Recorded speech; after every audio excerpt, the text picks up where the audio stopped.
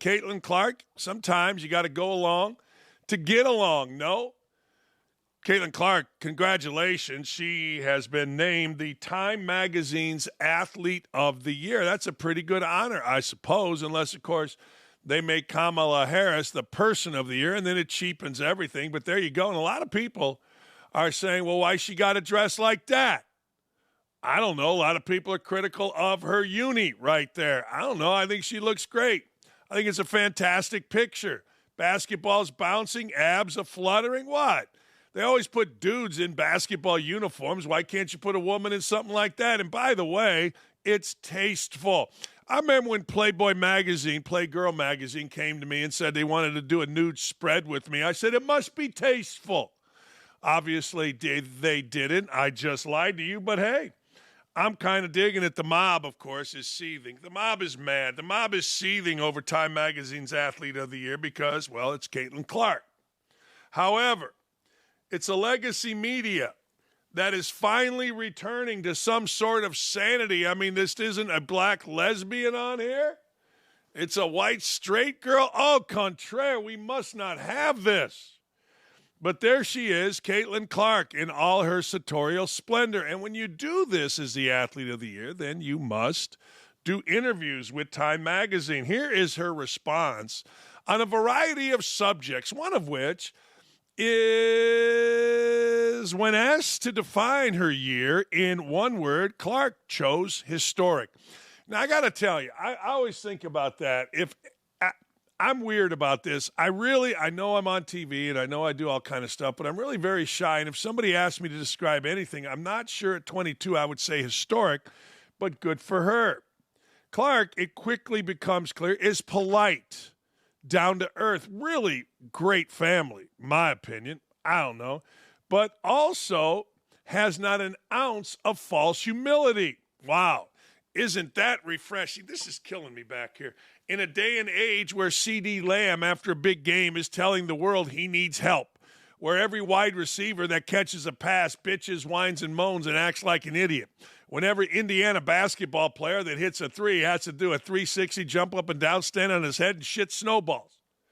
Now, that's the world we live in, but not Caitlin Clark's world, and that's why she is endearing, down to earth, but also not an ounce of false humility.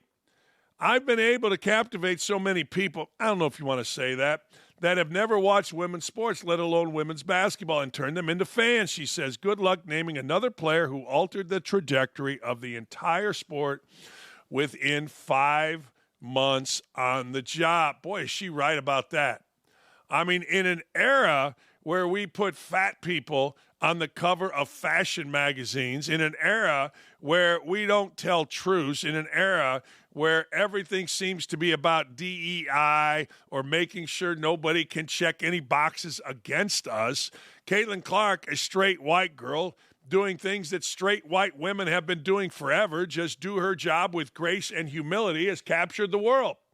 It's interesting. Sure says a lot about the greatness of Caitlin Clark, the popularity that she has brought to women's basketball, but it also says a lot about our society, that somebody that is so normal can seem so unnormal, can seem so extreme, just going about doing her job. Wait, when she makes a bucket, she doesn't do a 360, do some gun shooting or whatever the hell else these clowns do that I see on TV when they win a game. She doesn't plant a flag. Now, she plays with a fire, an intense fire that burns at her players, her coaches, her teammates, her referees, and her opponents, and that's great. That's used to be normal. Now what's normal is some dumbass acting like a fool even after his team wins. Good to see she's normal. Caitlin Clark, though, as with most things on Caitlin Clark, this does not come without controversy. Oh, my God, she's cognizant, Caitlin Clark is, of the racial underpinnings of her stardom. I want to say I've earned every single thing, but as a white person, there is privilege. Yeah? What is it?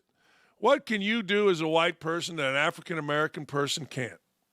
What can you do in this society? I mean, you can't get in commercials as a white person, but what are you doing that somebody else can't?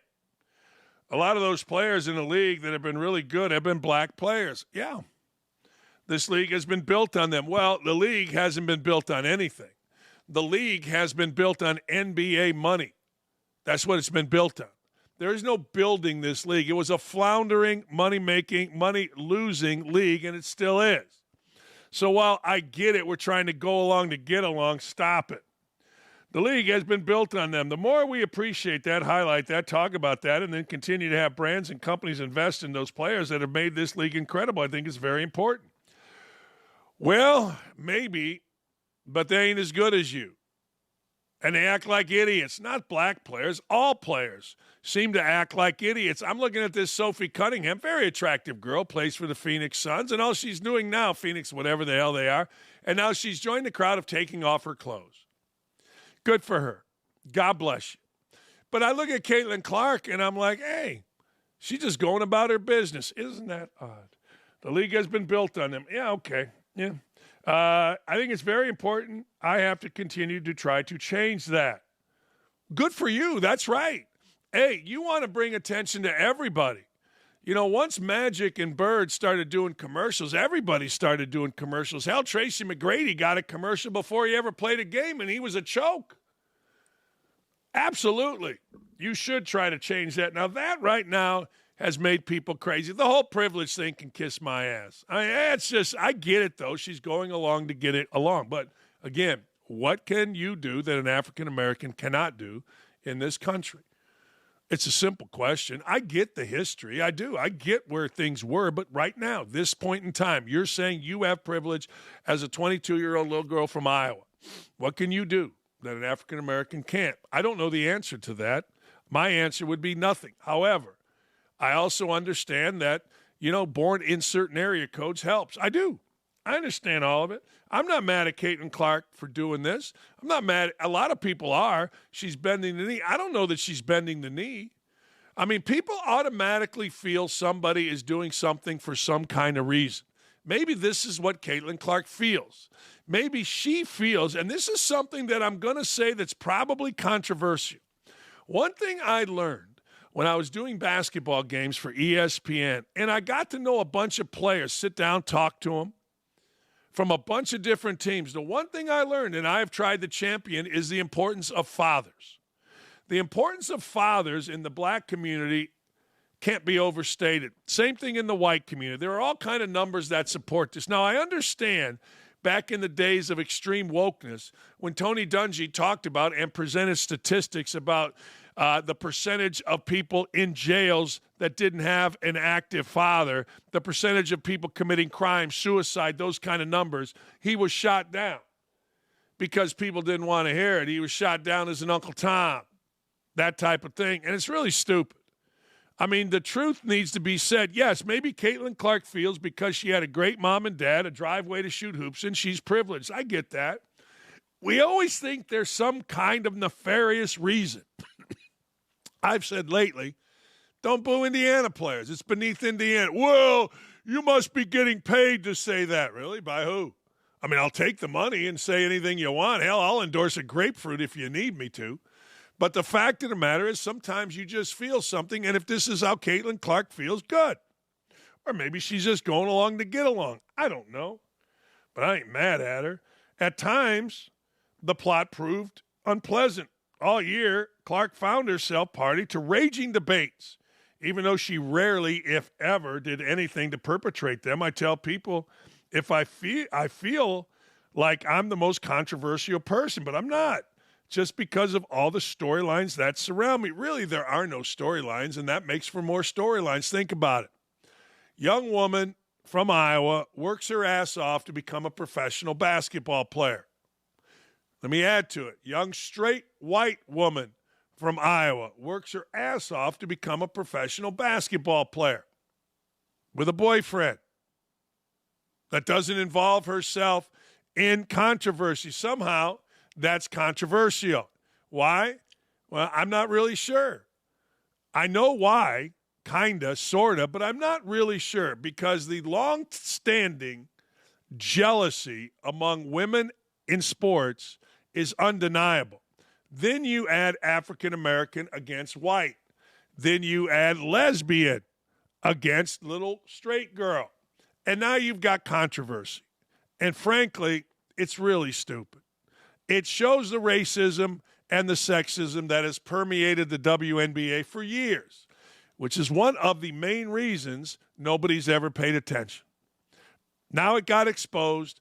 Now you can move it on, and we'll see what happens. Now, we'll literally see what happens. But I am not. It's just because of all the storylines. I gave you, there are no storylines. They're made up. I literally try to live and treat everyone in the same exact respectful, kind way. It just confuses me that her gender played a role in the level of scrutiny is hard to deny. Certainly it did. Clark's introductory press conference with the Fever was a harbinger of things to come. A male reporter, the resident creeper, Greg Doyle, the worst of the worst, appeared to make a cringeworthy attempt at flirtation with Clark. He was suspended and prohibited, Greg Doyle was, from covering the Fever. As the season progressed, more flashpoints emerged, whether concerning the marketing advantage granted by her race, fouls that black players committed against her, or her exclusion from the very jealous, very ridiculous, very lesbian U.S. Olympic team. Spurred even her so-called defenders to push racism, misogynist, anti-LGBTQ narratives, or even threaten WNBA players directly. It's not something I can control, she said. And she's right. She can't control the stupidity of people. I mean, think about it. We've got people out there right now that think that the guy that shot the CEO of the health company is a hero. How do we do that? I mean, that Luigi clown is somehow a hero, and somehow Daniel Penny, who helped defend a black woman and was helped by a black man, is somehow the target now of Black Lives Matter idiots that want other, quote, vigilantes to come out because this guy is racist, helping a black woman and being helped by a black man subdue a potential murderer, a 42-time arrested criminal. The world is backwards. And Caitlin Clark is a shining example, somebody that just does her business, doesn't involve herself in anything other than her job, her life, whatever that means, is somehow controversial. But the idiot that stands there and goes, I need more help, as a wide receiver in uniform, is somehow viewed as a hero. The world is nuttier than a fruitcake. All right, Bill Belichick, this is fascinating to me, has reportedly agreed to become the next North Carolina head coach. Not officially confirmed, which makes you wonder, did North Carolina agree that the great one becomes their coach? I don't know. I don't have the answer for it. But this is fascinating to me. It is. It's absolutely fascinating. So Belichick allegedly handed the school a 400-page organizational Bible with structure, payment plan, staffing choices, and decisions on whether to commit with UNC. Good for Belichick. That's what you want, man. Belichick's Bible would require historic levels of investment from the school, include salary minimums, position by position, and a willingness to hire two staffs, a coaching staff run by Belichick and a recruiting staff run by a sitting college general manager who would require a buyout. I'm kind of digging this. I am. Belichick has a college and pro version of his updated manual and has shared it with other schools and NFL teams. But he drafted a new one specific to North Carolina that touched on every aspect of the program and the school. We'll need to sign off from an AD, a chancellor, trustees, and boosters. That's the report. Hey, what the hell? There has literally never been a time in my lifetime where anybody gave a rat's ass about North Carolina football. You know, Mac Brown is considered a great coach. I'm like, yeah, all right. Great job at Texas. I didn't see North Carolina in the national championship game. Texas, what the hell? So if you have Mac Brown around, why not give Belichick a shot? What are you going to do? Hire the guy from Tulane who's yelling and screaming at everybody? You're certainly not getting Signetti. Maybe a Division II championship coach, maybe a Division III. Hell, I'd hire the guy from DePaul University today. That dude puts up a ton of points, has a fantastic personality, is really smart. That is not with an L, you basketball fans. That's with a W, Greencastle, Indiana. But the question then would remain, obviously, you just fired a 73-year-old to hire a 72-year-old, so I guess in theory you're getting younger. Belichick apparently has agreed to be the coach, has North Carolina. They should say yeah right now. I mean, who else you going to get? I like Kirk Cousins. Wait. There has already been pushback from a group of 13 trustees with input from wider faculty. The investment would overhaul the school's approach to football. Belichick unsure if the school will meet the demands and is willing to negotiate. All right. Look, you want to play? That's what Belichick's saying. You want to play? Let's play. You want to step up? Let's step up. Here's the deal. Belichick obviously is in a different space than a young head coach getting his first coaching job. Belichick is in the space where, look, if I'm going to take a job in an arena that I've never been, and don't forget, records do matter to people, then I want the best opportunity to be successful in the era that we're in, the money, the NIL era. So Belichick's plan is brilliant. Here it is. I haven't even seen it, but based on what I've read about it, it's brilliant. Salary structure for players, genius. General manager, like what Andrew Luck is doing, and other schools have already done it. Basketball has done this. But anyway, a general manager to handle the negotiations. Basically, what's he talking about? He's talking about a professional organization structure. Isn't that what people have said this is? Pro sports? Absolutely. Is it pro sports? Absolutely. How do I know? Because I keep seeing on my Twitter/X feed, so-and-so from such and such university has agreed to a deal to come back to that university as the quarterback. That's right. Just like you see, Juan Soto has agreed to go to the Mets. It's the same thing, and all Belichick is doing is taking it to the next level, and I am digging it. As the kids say, man, this thing's making me crazy. I'm digging it bigly, yo. That's right. I am. If we're going to go pro sports, Belichick is saying, let's go pro sports. Let's dance. Going to be fascinating. Oh, man. That's what I used to say when I was little. Oh, man. And my mom and dad would say, oh, man, what? Oh, man. Anyway. Oh, man, you guys don't like Kirk Cousins no more? My boys, Nickelodeon are saying, are the walls closing in on Kirk Cousins in Atlanta? They started 6-3. The Dirty Birds, as they were called when they went to the Super Bowl and got their captain arrested the night before for soliciting a hooker, have now lost 4 straight. And you know what's coming. You know what's coming, Falcon fans. And members of the media are beginning to call for the insertion of rookie quarterback and early first-round pick, Indiana's favorite, Michael Penix, into the starting lineup. Who didn't see this coming? Who did not see this coming? Now, at 6-3, we're cool. But at 6-7, floundering 4 straight, what are we doing? You have to find a way to shake things up, Bryant McFadden said. 6 games into the season, you were 6-3 atop the division. Can't put all the blame on Kirk Cousins, but in terms of turnovers, there lies the issues. 4-game losing streak, he had 0 touchdowns, 8 interceptions. That's not winning football. I think now's the time to roll the dice and bring the young kid out into the lineup. Hard to argue. I mean, if you're going to throw a bunch of picks, you got to sit.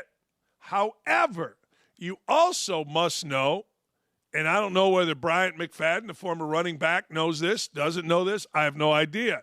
But you got to know as a team, inside the team, this kid is ready. One thing about Michael Penix, he's skinny. And if this line is no good, if you're going to get his ass hurt. A lot of people said the same thing about Anthony Richardson last year, rookie year, before he learned to do certain things, and he did get hurt. I'm not for or against. I watched Kirk Cousins the other day. I've always watched Kirk Cousins, and I thought, yeah, he's good. But people fell in love with him on that quarterback show, so now it's an issue. Has anybody gotten paid more money to do less than Kirk Cousins? I think the answer is yes, but not very many. I do like Kirk Cousins, Dan Patrick said, but this isn't personal when I say that they should bench him. I'd like to see Michael Penix Jr. get a chance. He can't be worse. It would be almost impossible to be worse. Wow. Here's Cousins this season. 56 is his QBR. That's 20th in the league. 17 to 15 touchdown to interception ratio. That's 31st in the league. 17 total turnovers. That's last in the league. 0 touchdowns, 8 interceptions in the middle of an 8-game losing streak. Well, I got to tell you, if you're going to do it in a rookie year, those numbers tell me now's the time, because you never know. Maybe he energizes the team, Michael Penix Jr. Michael Penix Jr. will win you some games. He did in college, and it's not because he had every advantage. He did at Indiana in COVID. Pretty good. In an appearance on ESPN's First Take, Cam Newton went scorched earth on the college football playoff. Woo! And there was no team he wanted in the postseason less than the Fighting Irish, despite the fact they're in the top 5. Went 11-1. Nobody wants to see Notre Dame in there. Really? Bro? Really, sis? Notre Dame is college football's Dallas Cowboys. Unfortunately for Cam, Notre Dame did receive a bid, well-deserved, by the way, and an at-large bid. Oh, yeah. On top of it all, they're hosting a game. My beloved Hoosiers. Wait, there it is. My beloved Hoosiers, who are going to go in there and win by 2 scores. And, yes, if Indiana wins by 6 points, that to me is 2 scores, 2 field goals. I can spin it, too. I got people wanting me to bet me $10,000. Dakich, I'll bet you $10,000. One thing I learned about betting my listeners, readers, followers, they never pay. They never pay. I made the mistake 3 different times of betting clowns. I know if I lose, they're going to hound me. My fans are going to hound me. My listeners are going to hound me. My followers are going to hound me. But when I win, and I'm 3-0, guys just go away. So stick betting me up your backside. I'll take Indiana in 15, though. Here we go. I think everybody wants to see the Dallas Cowboys. No, nobody wants to see them. Do they have a legacy organization and program? Rudy, yeah. That's about the last time we've seen these types of things. There's no such thing as a Cinderella story in college football. Every time you try to root for the underdog, they get smashed. And then we got the famous, this is the end-all, be-all. Come on now. Anytime anybody says, come on now, you just got to be like the 70s in a coffee shop in San Francisco, man. You just snap your fingers in agreement. Come on now. Answers all the question. Here's that buffoon, Ryan Clark. Here's his answer to Cam Newton.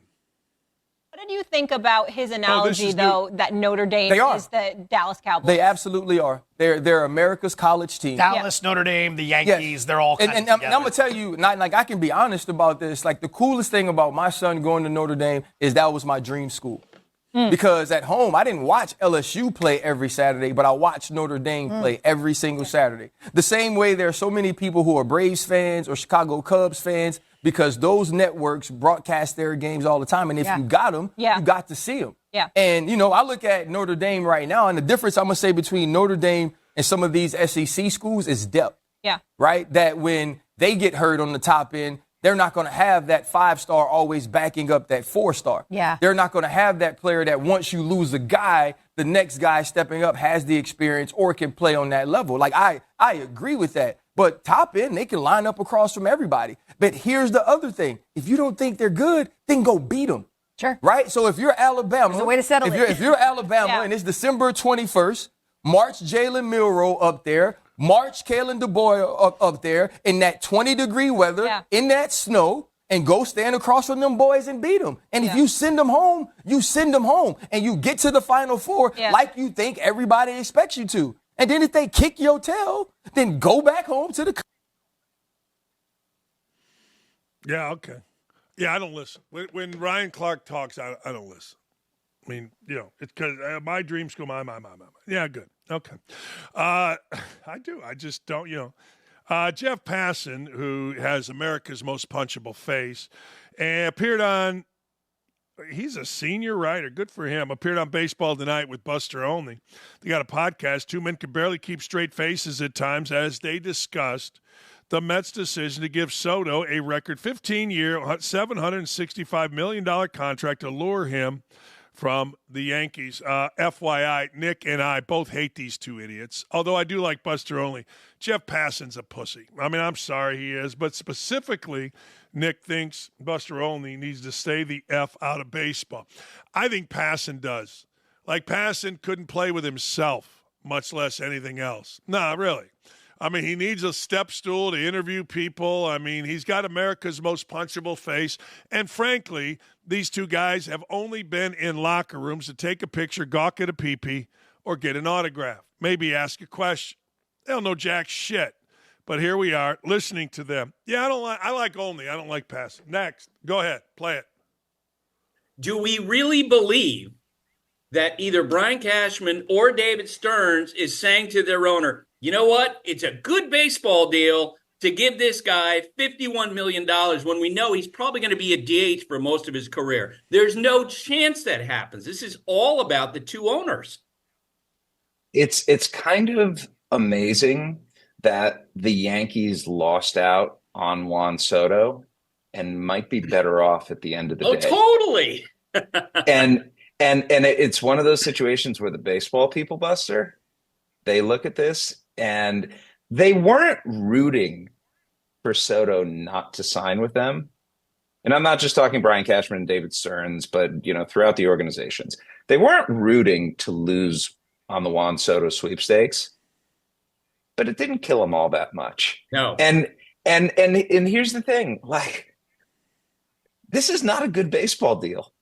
No. It's just not in the context of everything else in the sport.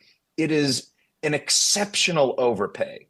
But it also shows you that when a guy is 26 years old and the caliber of Juan Soto and he hits free agency, it's a bonanza.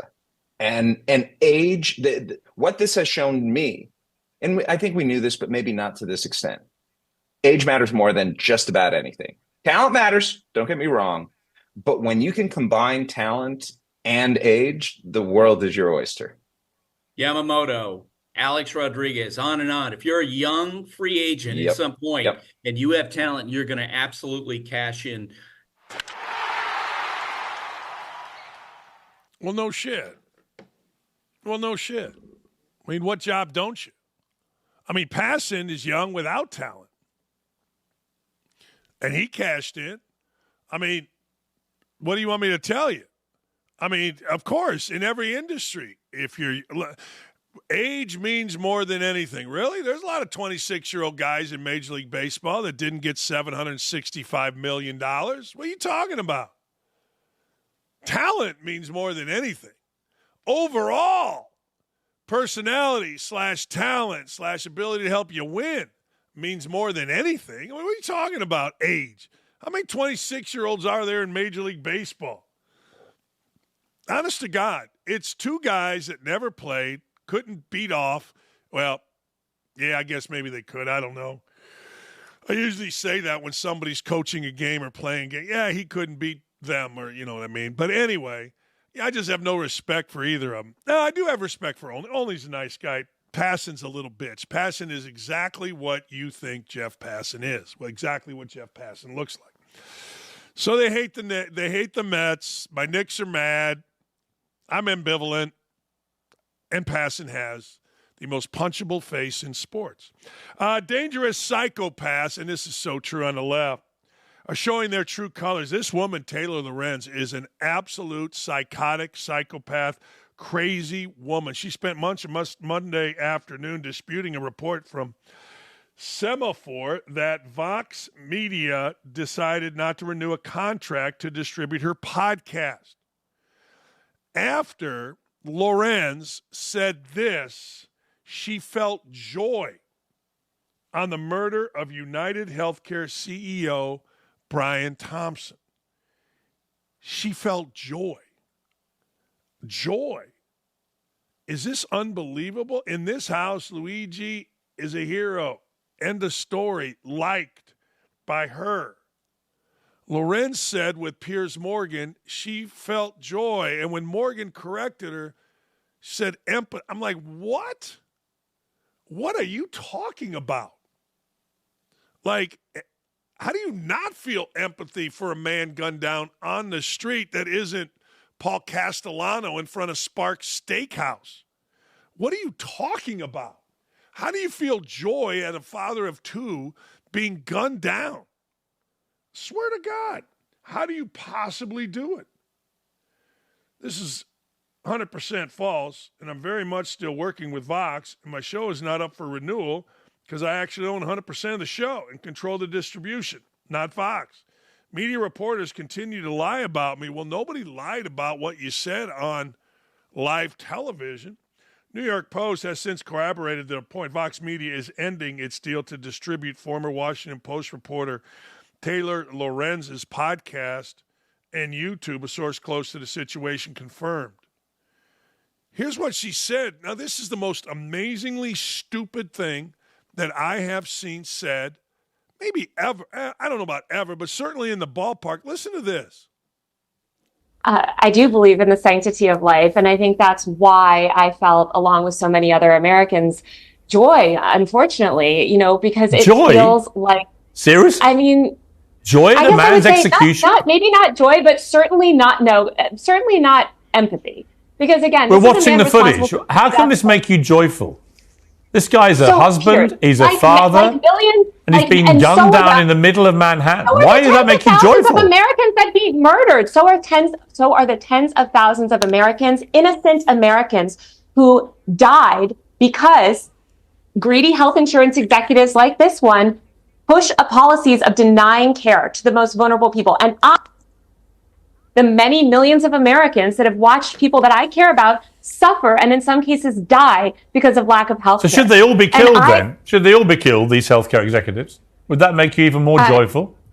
No, that would not. But why not? And, why are you laughing? I think because it wouldn't fix the system. You seem to find the whole thing hilarious.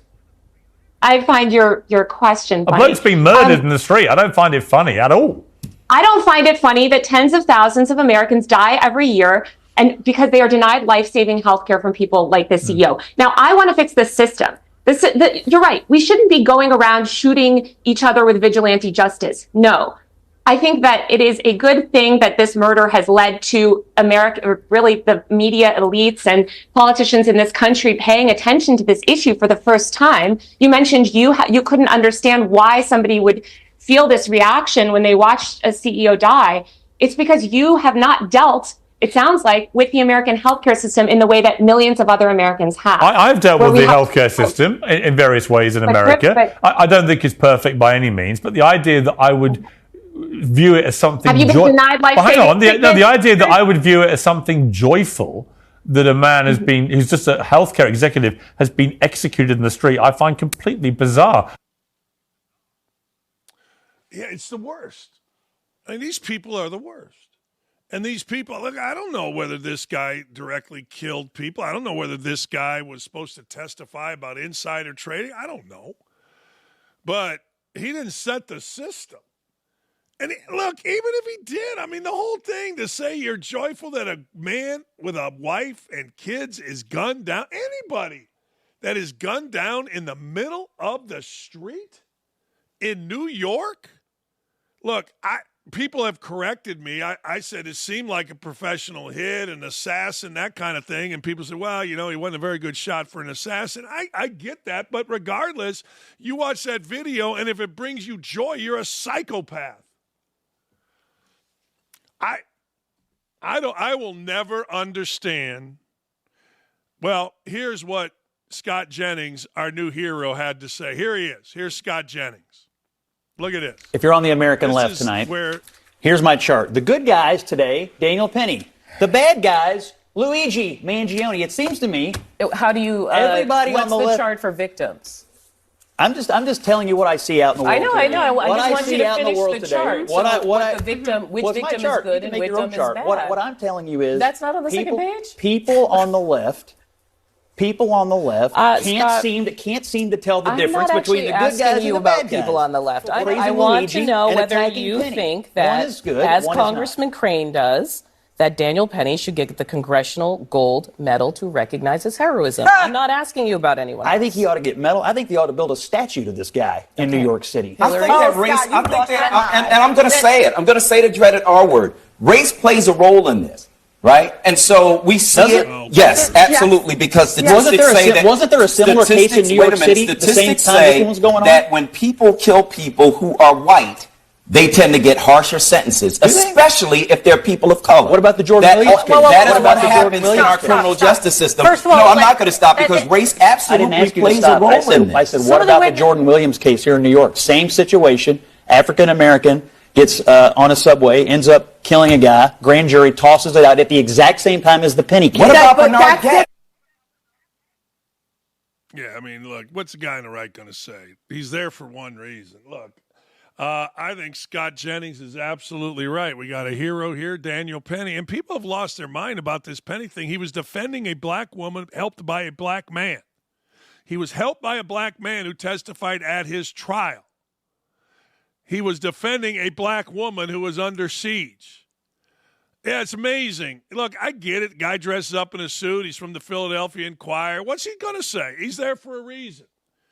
And if you guys think that Luigi guy, if you guys think that Luigi guy is some kind of hero, you're out of your mind. Now, I'm anxious to see what happens. I would imagine that Luigi guy is going to get killed. That's just my thought. That was my initial thought. Like, wait a second.